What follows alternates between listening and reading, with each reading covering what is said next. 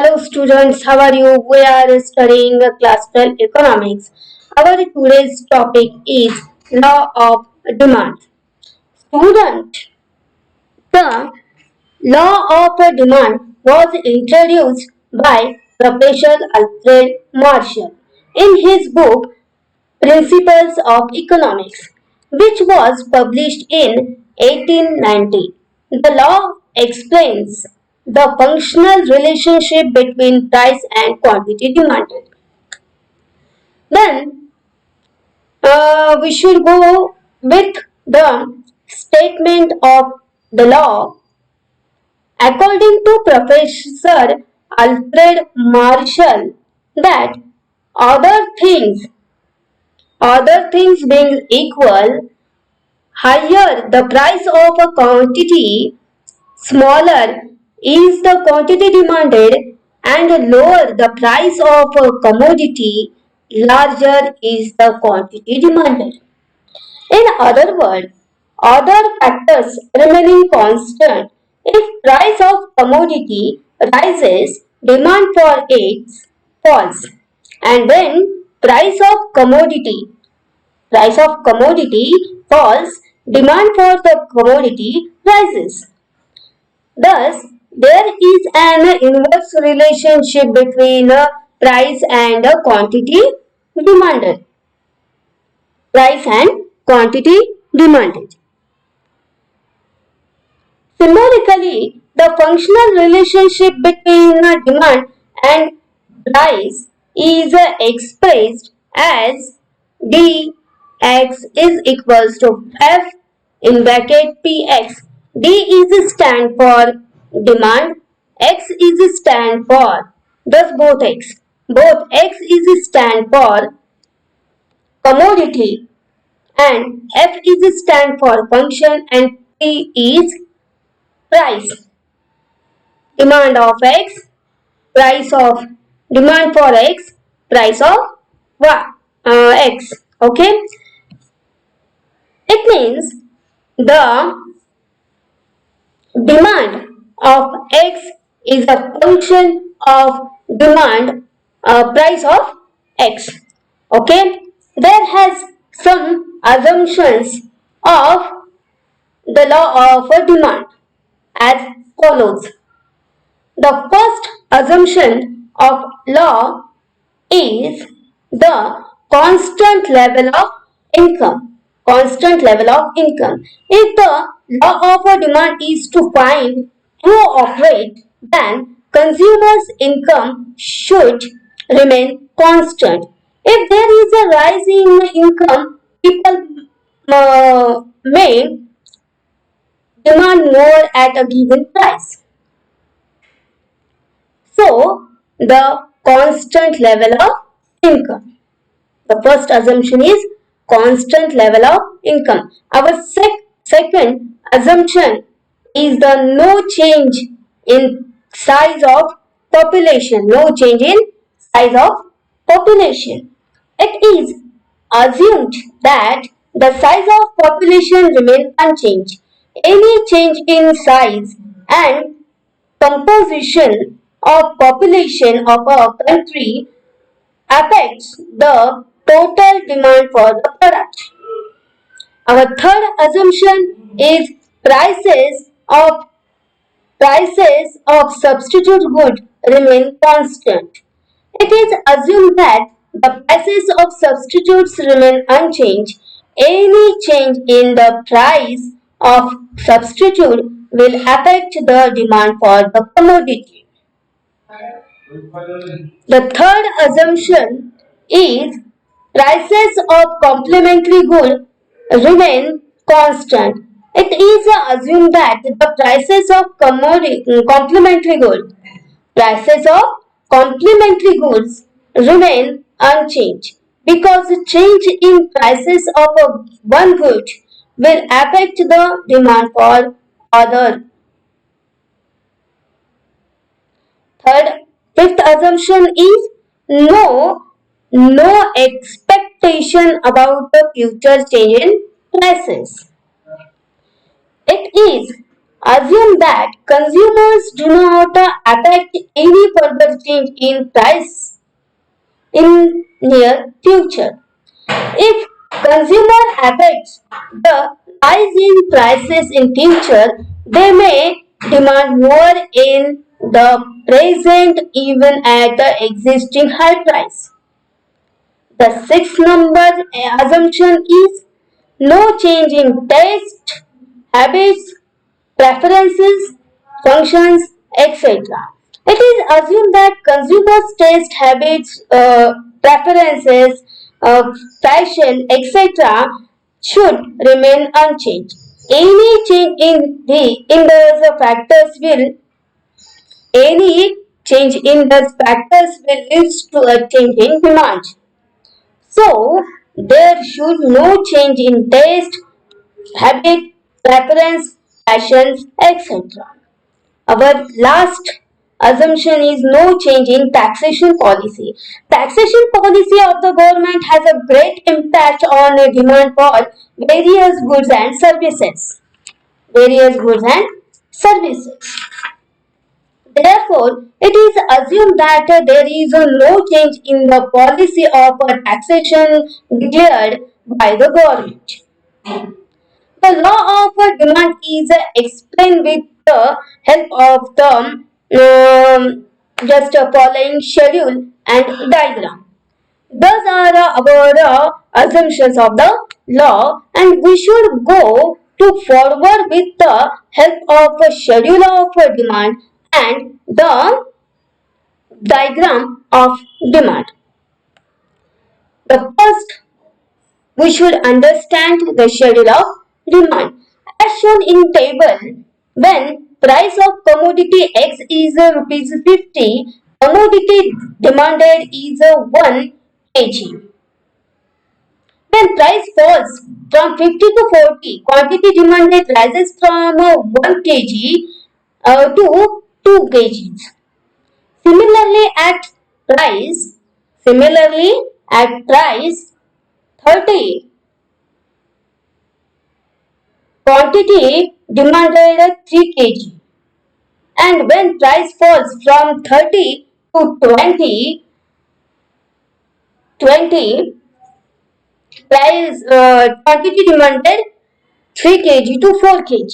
And when price falls from 20 to 10 rupees, quantity demanded rises from 4 kg to 5 kgs.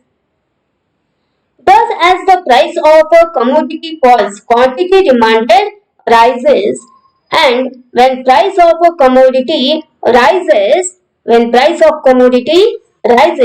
quantity demanded falls. This shows an inverse relationship between price and quantity demanded. Now, we should understand the demand curve. In figure, x-axis represent demand for the commodity and y-axis represent prices of commodity. DD is the demand curve which slopes downward from left to right due to an inverse relationship between price and quantity demanded. This is the law of demand. Now, there has some exemption of for the law of demand. There are certain assumptions to law of demand. It means that under exceptional circumstances, under exceptional circumstances, a consumer buys more when the price of a commodity rises and buys less when price of commodity falls. In such cases, demand for curve slope upward from left to right. Demand curve, demand curve, demand curve slope upward from left to right as shown in the figure. In our diagram. Okay. That is, the demand curve has a positive slope as shown in the figure. This is the slope, positive slope of demand curve. Okay, there has some exemptions to the law of demand as follows. The first exemption of a law of demand is Giffen's paradox. Inferior goods or low quality goods, not quantity, it is quality. Inferior goods or low quality good are those goods who demand does not rise even if their price falls. At time, demand decreases. Demand decreases. At a time, demand decreases when price of such commodity falls. Consumers prefers to buy a superior good. It is known as Giffen's paradox. It is known as Giffen paradox. Sir, Professor Robert Giffen observed this behavior in England in relation to bread.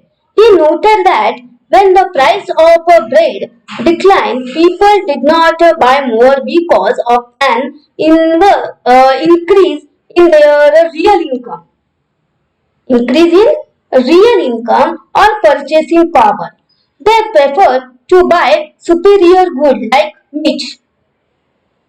This is known as Giffen's paradox. This is known as Giffen's paradox.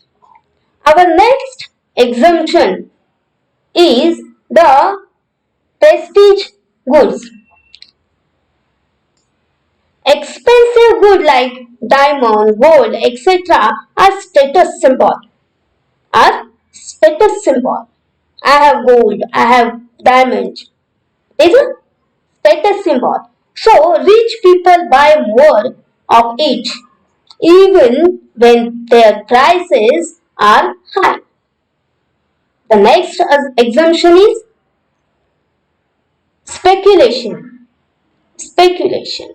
The law of demand does not hold true when people expect prices to rise still further.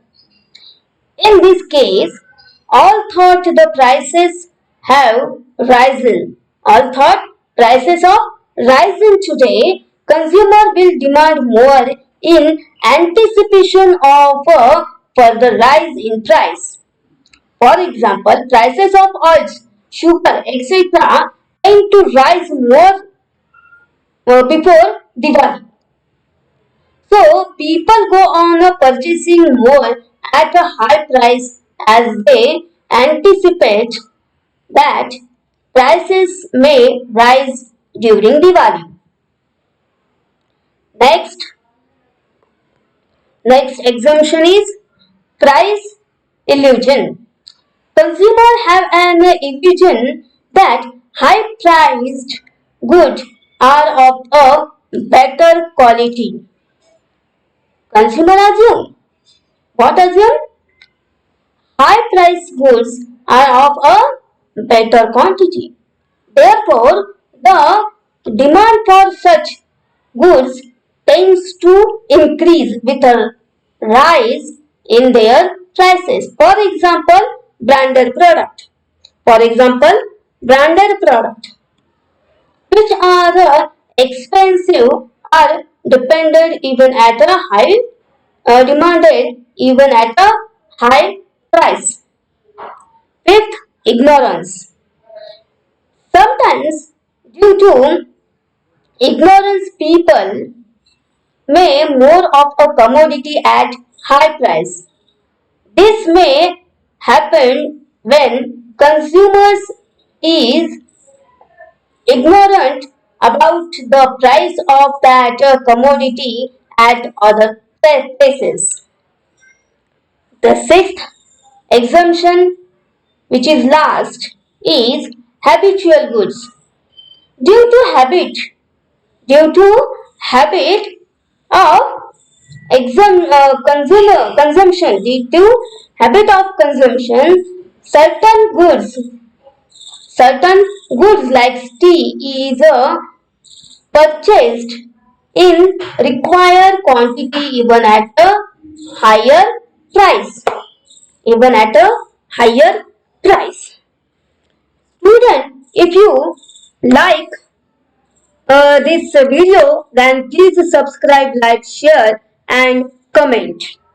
Thank you for watching this video. I think this is it for today. Thank you.